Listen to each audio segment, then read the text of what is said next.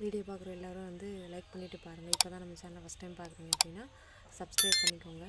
கேரளாவோட இயற்கையை பிடிக்கும், அப்புறம் வந்து இயற்கையை ரசிக்கணும்னு நினைக்கிறவங்க நம்ம சேனலை சப்ஸ்கிரைப் பண்ணி வச்சுக்கோங்க மறக்காமல்.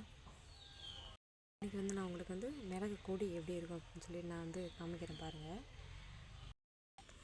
மிளகு வந்து செடியோ இல்லை மரமோ கிடையாது, இது வந்து கொடி இந்த மாதிரி கொடியில் தான் இருக்கும். இது இன்னும் பழுக்காமல் தான் இருக்குது. பழுத்த உடனே இதெல்லாம் எடுத்துருவாங்க. எடுத்துகிட்டு ஃபுல்லாக எடுத்துகிட்டு அப்படியே காய வச்சிரும். நல்லா வெயிலில் காய வச்சோடனே பெப்பர் ரெடி ஆயிரும். மிளகோட இலையும் வெத்தலையோட இலை மாதிரியே தான் இருக்கும், ஆனால் கொஞ்சம் ஹார்டாக இருக்கும். இதுவுமே வெத்தலையோட இலை மாதிரியே அப்படியே அதே மாதிரி தான் இருக்கும். இந்த மாதிரி மரத்துக்கு கீழே நட்டு வச்சிட்டாங்கன்னா அப்படியே கொடி சுற்றி மேலே வரைக்கும் அப்படியே கொடி மாதிரி படர்ந்து இப்படி தான் காய்க்கும்.